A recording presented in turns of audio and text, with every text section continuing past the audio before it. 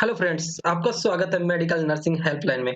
आज अपन डिस्कस करेंगे कुछ इंपॉर्टेंट टॉपिक्स के बारे में और कुछ इंपॉर्टेंट क्वेश्चंस आंसर के बारे में डिस्कस करेंगे, जो कि हर एग्जाम में, चाहे नॉट सेट एग्जाम हो, चाहे अदर सेंट्रल गवर्नमेंट एग्जाम हो, चाहे सीएचओ एग्जाम है, उनमें पूछे ही जाते हैं। जैसे वैक्सीनेशन या इम्यूनाइजेशन शेड्यूल से हमेशा आपको 2 से 3 क्वेश्चन नॉट सेट एग्जाम में मिल सकते हैं और 5 से 7 क्वेश्चन आपको सीएचओ एग्जाम या स्टेट गवर्नमेंट एग्जाम हो गए उसमें से मिल सकते हैं। तो आज का अपना पहला टॉपिक स्टार्ट करते हैं। कौन सा हो गया? इम्यूनाइजेशन शेड्यूल या वैक्सीनेशन से कुछ वैक्सीन के इंपॉर्टेंट क्वेश्चन अपन डिस्कस करेंगे। जैसे फर्स्ट अपना क्वेश्चन कौन सा हो गया, ये आपके सामने ये है। कौन सा? फर्स्ट क्वेश्चन है, measles vaccine can be given in measles outbreak. देखो क्वेश्चन क्या पूछ रहा है, वो अपन को अच्छे से डिटेल से देखना है कि क्वेश्चन क्या पूछना चाहता है, तभी अपन आंसर दे पाएंगे। देखो क्या पूछ रहा है, measles vaccine can be given in measles outbreak. अब यहाँ पे क्या क्वेश्चन पूछ रहा है, अगर आपको डायरेक्ट ये पूछता कि मीजल्स वैक्सीन कब दी जाती है, यहाँ पे लेकिन क्वेश्चन क्या पूछ रहा है, मीजल्स वैक्सीन कब दी जाती है इन मीजल्स आउटब्रेक। किसमें?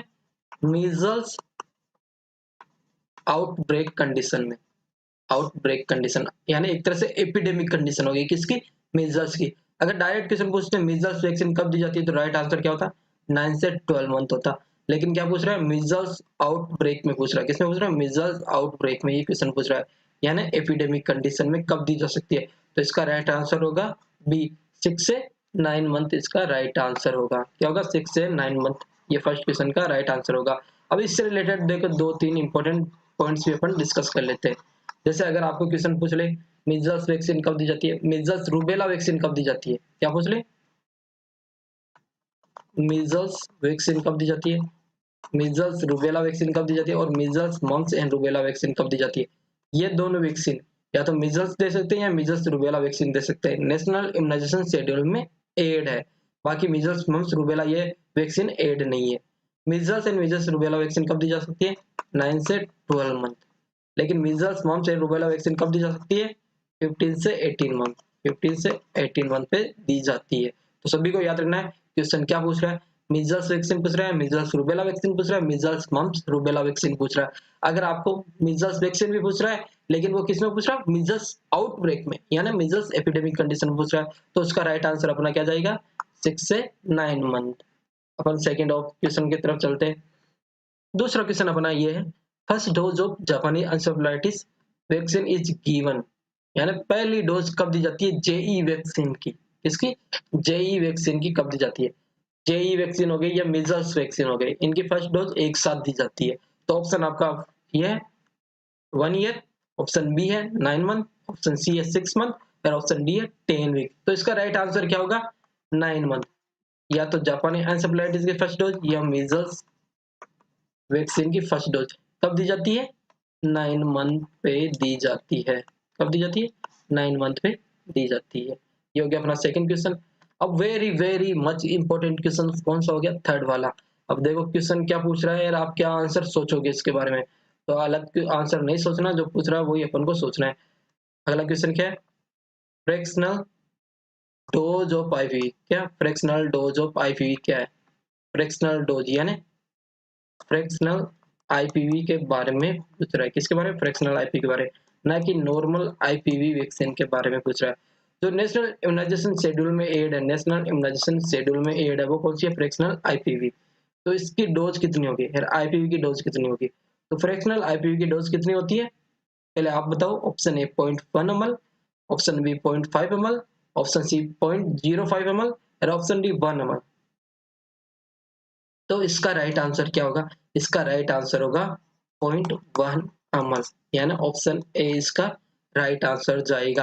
अगर आपको डायरेक्ट पूछ लेता है, क्या पूछ लेते हैं? आईपीवी वैक्सीन आपको डायरेक्ट पूछते तो इसका राइट आंसर क्या होता? 0.5 ml। 0.5 ml। Fractional IPV national immunization schedule में एड है, ना कि आईपीवी वैक्सीन एड है। कितनी डोज? 0.1 ml दी जाती है और कौन से रूट से दी जाती है? इंट्राडर्मल रूट से दी जाती है। लेकिन आईपीवी वैक्सीन किससे दी जाती है? आईएम, आईएम रूट से दी जाती है। ये सभी को पता होना चाहिए डिफरेंस दोनों के बारे में, डिफरेंस कितना होना है। अगले क्वेश्चन पे चलते हैं। अगला क्वेश्चन देखो, अच्छा क्वेश्चन है, मस्त क्वेश्चन बना है। Discarded point in vaccine vial monitoring. देखो डिस्कार्डेड पॉइंट कौन सा होगा? Discarded point in vaccine vial monitoring पहले तो ये पता होना चाहिए कि किसके लिए यूज किया जाता है वैक्सीन वाइल मॉनिटरिंग। किसके लिए? पोलियो वैक्सीन के लिए। पोलियो वैक्सीन में क्या चेक किया जाता है कि ये यूज की जा सकती है या नॉट यूज। यूज उसको नहीं करना, उसको डिस्कार्ड करना होता है। तो इसमें 4 पॉइंट होता है, जैसे इसमें ऑप्शन में दे रखा है A1 grade, B2 grade, C3 grade and 4, D option हो गया 4 ग्रेड हो गया। तो वैक्सीन वाइल मॉनिटरिंग में डिस्कार्डेड पॉइंट कौन सा होगा? तो देखो, first grade and second grade use की जा सकती है, third grade and fourth grade को अपन डिस्कार्ड करते हैं। लेकिन डिस्कार्डेड पॉइंट कहाँ से स्टार्ट हो जाता है? वो स्टार्ट हो जाता है ऑप्शन सी यानी थर्ड ग्रेड से। कहाँ से? Third grade. थर्ड ग्रेड से स्टार्ट हो जाता है। यहाँ से अपन क्या करते हैं, vaccine vial monitoring policy check करते हैं कि फर्स्ट ग्रेड है, सेकंड ग्रेड है, थर्ड है एंड फोर्थ है। अगर थर्ड ग्रेड है तो उसको डिस्कार्ड कर देते हैं, फोर्थ ग्रेड है तो भी डिस्कार्ड कर देते हैं, लेकिन डिस्कार्डेड पॉइंट कौन सा होगा? थर्ड ग्रेड वाला डिस्कार्डेड पॉइंट होगा अपना। अगला, और ये बहुत इंपॉर्टेंट क्वेश्चन आ गया आपके सामने। देखो, इस क्वेश्चन को अच्छे से पढ़ना, बिल्कुल अच्छे से देखना है कि क्वेश्चन क्या पूछना चाहता है। Vaccine is Contra indication in epilepsy, control in medication. तो एपिलेप्सी क्या हो गया? एक तरह से न्यूरोलॉजिकल कंडीशन हो गई। वैक्सीन कॉन्ट्राइंडिकेशन है किसमें? एपिलेप्सी में, लेकिन कंट्रोल है किस पे? मेडिकेशन में। तो ऑप्शन ए है टिटनस, ऑप्शन बी है डिप्थीरिया, ऑप्शन सी है परटूसिस, ऑप्शन डी है नन ऑफ द अबव। तो वैक्सीन कॉन्ट्राइंडिकेशन किसमें? एपिलेप्सी या न्यूरोलॉजिकल कंडीशन में कौन सी होती है? अगर आपको डायरेक्ट पूछ ले, क्या पूछ ले? एपिलेप्सी, तो आपका राइट आंसर क्या जाएगा? डीपीटी। अगर पर्टिकुलर किसी चीज वैक्सीन के बारे में पूछे तो कौन सी होगी? परटूसिस। परटूसिस। अगर ये क्वेश्चन पूछता ओनली वैक्सीन कॉन्ट्राइंडिकेशन इन एपिलेप्सी या न्यूरोलॉजिकल कंडीशन, इतना ही क्वेश्चन बनता, इतना ही क्वेश्चन बनता, इसके आगे नहीं बनता। तो राइट आंसर क्या जाता? परटूसिस जाता। अगर कंबाइन में पूछता तो ये तीनों वैक्सीन इसका राइट आंसर जाती। लेकिन क्वेश्चन क्या पूछ रहा है आगे? दे रहा है कंट्रोल इन मेडिकेशन, यानी एपिलेप्सी कंडीशन भी है और किस पे कंट्रोल है? मेडिकेशन में, यानी ट्रीटमेंट पे अपने आप कंट्रोल लेवल पे है।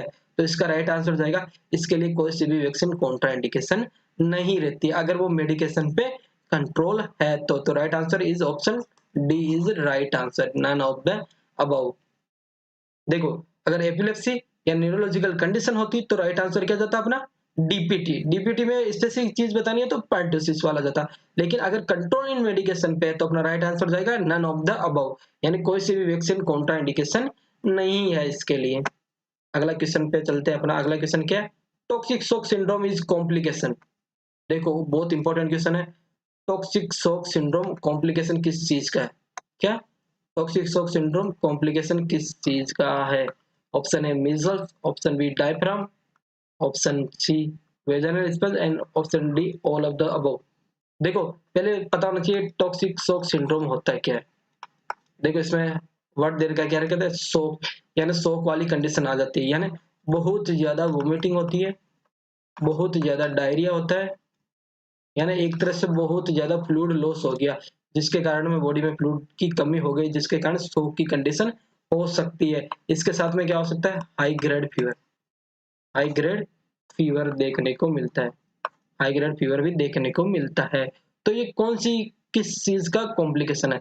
तो ये मीजल्स का भी कॉम्प्लिकेशन है, मीजल्स वैक्सीन का भी, डायफ्राम का भी कॉम्प्लिकेशन है और वेजाइनल स्पंज का भी। यानी डायफ्राम एंड वेजाइनल स्पंज क्या हो गए? एक तरह से कॉन्ट्रासेप्टिव हो गए। क्या हो गए? कॉन्ट्रासेप्टिव हो गए। मीजल्स क्या हो गई? मीजल्स वैक्सीन हो गई।